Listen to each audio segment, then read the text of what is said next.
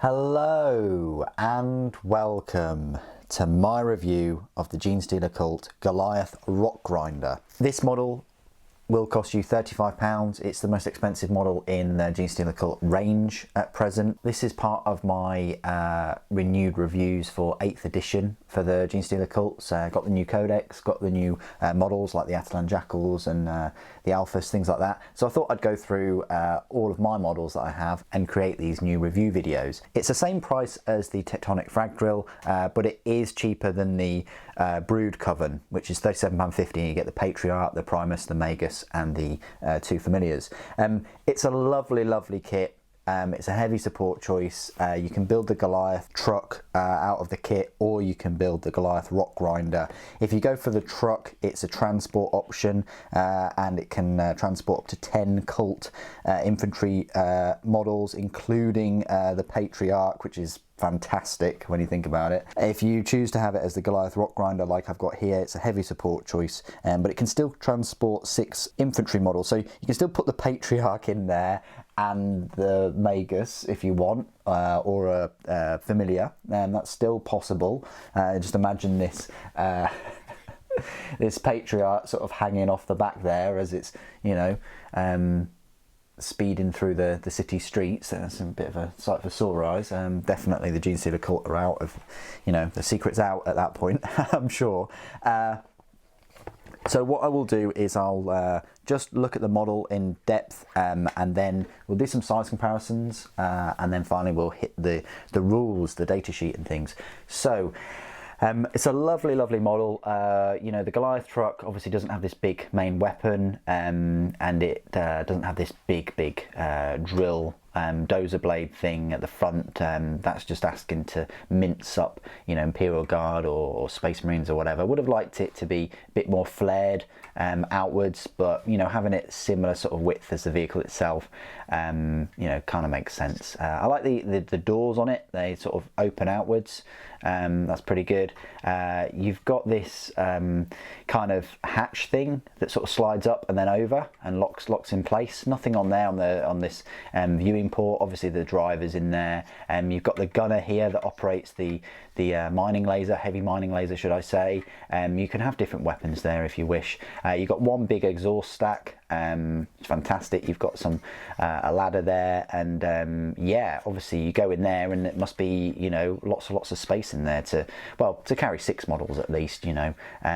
But if you just had it as the Goliath truck, you could carry 10.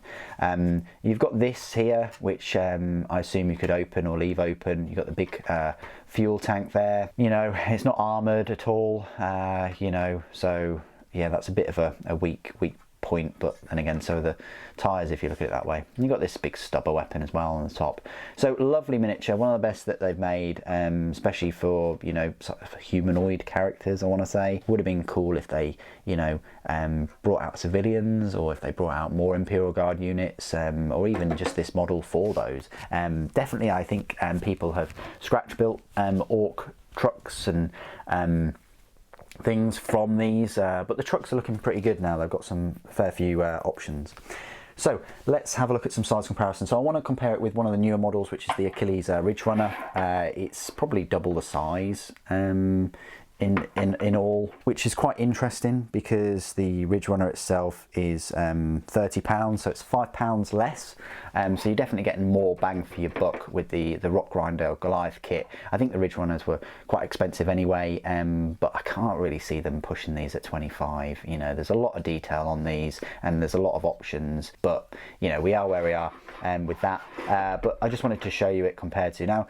You know, a base would look good with this Ridge Runner buggy type thing, but definitely not with the Rockgrinder. But there we go. I just want to show you it, you know, size by size. I've already shown you the Patriarch. You know, Patriarch's like the biggest sort of HQ unit, but I've also got the Magos too. You know, you can have a few of these. It looks quite good with a few Kelly-morphs and things riding on the back, or even you know, some acolytes and things. Looks pretty good. So there's some size comparisons. It also looks cool with like some Atalan Jackals as well beside it. Very kind of Mad Max. You could make a Mad Max themed army if you just swapped out the Genestealer Cult heads and just put normal Imperial Guard heads in, or you know, normal human heads. That would be pretty good. And you put some spikes and some chainmail and things, and some chain linked barbed wire and stuff all around the vehicle, really, and some spikes, really Mad Max it up. You know, you could make a Mad Max themed Genestealer Cult army, not a problem. Next to some Imperial models then, so you've got a normal Space Marine, which sort of, his visor goes up to the visor of the door, which is quite convenient, and then you've got a Primaris, which could probably step 1 foot on the ladder and then 1 foot on the top there of the vehicle. But I just wanted to compare it next to those two Space Marines. Okay, so this is my part of the review where I will go through all of the rules and things for the Goliath Rockgrinder. Like I said, you can choose to make the Goliath truck out of the kit, in which case it's not a heavy sport choice, it's a transport choice. But as a Rockgrinder, its power points cost is a 6, its points cost is 78, which is quite reasonable, I think. You know, a Lehman Russ is 122, so what's that, like 40 odd points more for an actual tank. It's one of these vehicles where the damage that it takes affects its movement and ballistic skill and attacks. So it starts off with 10 wounds, and so between 6 and 10, its movement speed is 10 inches. That's not that fast, really, when you think about it. Its ballistic skill is 4+. It's not as fast as a Rhino, which is very odd, you know. Obviously, Rhino's got tracks, but this has got tyres. You'd expect it to be the same, if not a bit faster, but, you know, there we go. Its ballistic skill 4+ and attacks are 6. When it's got between 3 and 5 wounds, its movement is 6 inches and ballistic skill 5 and attacks d6. And then when the wounds are between 1 and 2, movement is 4 inches, ballistic skill 6+ and attacks d3. So its weapon skill is 4+, strength is 6, toughness 7, 10 wounds, leadership 7 and a save of 4+. Save of 4+ is alright, it's what you'd expect. I wouldn't see it having the same save as a Rhino though, the 3+. So a Goliath Rockgrinder is a single model equipped with a heavy stubber, heavy mining laser and drill dozer blade. Now, war gear options, the model may take a cache of demolition charges, and it may replace its heavy mining laser with a clearance incinerator or heavy seismic cannon. There you go, so quite a few weapon options here. If you choose the cache of demolition charges, it's a short range of 6 inches. It's assault d6, so you could only get 1 shot, I suppose.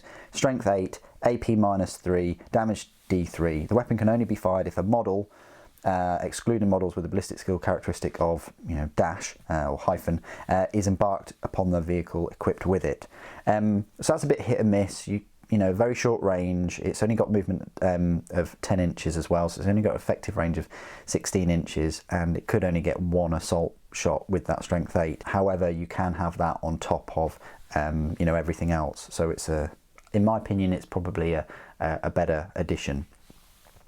Clearance incinerator then, you can go full sort of heavy flamer. It's a range 12 inch, heavy 2d6, strength 5, AP -1 and a damage of 1, and the weapon automatically hits its target. The heavy mining laser, which I think what mine has got, is a 36 inch range, heavy d3, strength 9, AP -3 and a damage of d6. It's pretty good. I mean, technically it's got an effective range of 46 inches there, so, you know, if you're playing on a standard board, it's going to hit everything. If it moves, it can then hit everything in the first turn.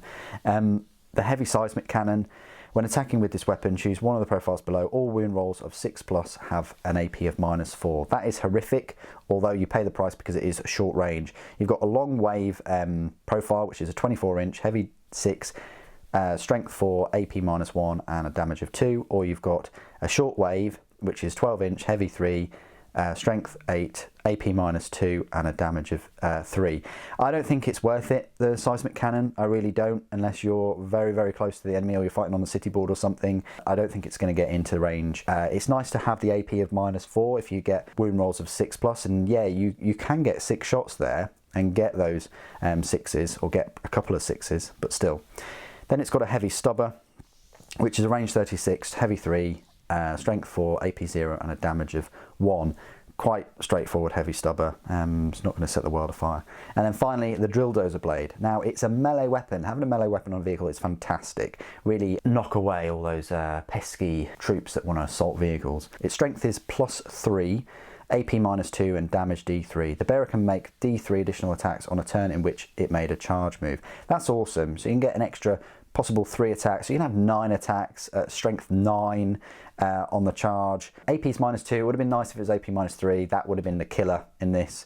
And the damage of D3 means it's statistically you're going to get 2 or more, which is pretty good. Abilities: Cult Ambush, Rugged Construction, roll a D6 each time this model loses a wound. On a 6, that wound is not lost. A little bit like the repair roll for rhinos. And Explodes. If this model is reduced to 0 wounds, roll a D6 before removing it from the battlefield and before any embarked models disembark. On a 6, it explodes, and each unit within 6 inches suffers D3 mortal wounds, similar to other Explode rules. Transport: A Goliath Rockgrinder can transport up to 6 cult infantry models, and each Patriarch takes the space of 5 other models. Brilliant that you can put the Patriarch in there. You might just want to put the Patriarch in there and then just drive around the board, go into objective points, and then deposit him out, and spewing out psychic powers or just tearing troops apart. Quite horrific, actually. Keywords: Tyrannids, Genestealer Cults, Vehicle Transport, and Goliath Rockgrinder. So there you go. That is my review of the Rockgrinder. It's a very solid, heavy support choice for Genestealer Cults. Of course, you've got the weaker heavy weapons squad, which has that ballistic skill 4, and you can have, like missile launchers or las cannons, or you can just go for the Lehman Russ as well. That's a potential. But if I'm using this army, I want to use it as ambushing and coming out of the shadows and ripping people apart. I know already that I would be vulnerable to heavy weapons fire and flyers and things like in real life. If you've got some kind of militia or you haven't got fully backed up military, rebels and things, you're going to be vulnerable to the aircraft fire and to tanks and sophisticated weapon systems and guidance systems, much like the Genestealer Cults are. It's cool that they get this big old truck to ride around in and transport gribbly beasts in. I like it. I think it looks robust. It's got lots of potential for using it for other armies like Imperial Guard and Orcs as well, for kit bashing and things. But what do you guys think of the model and the rules? I think £35. I thought that was quite expensive at the time, but now that the Ridge Runner is 30, I think it's actually quite a decently priced kit now, especially when you've got like the Primaris Impulsor now at £45. It's, £10 more than this. I think they hold similar number of models. Anyway, what do you guys think? Put it in the comments below. It'd be great to hear from you. Thank you ever so much for joining me today. Thank you for watching. For the Norn Queen.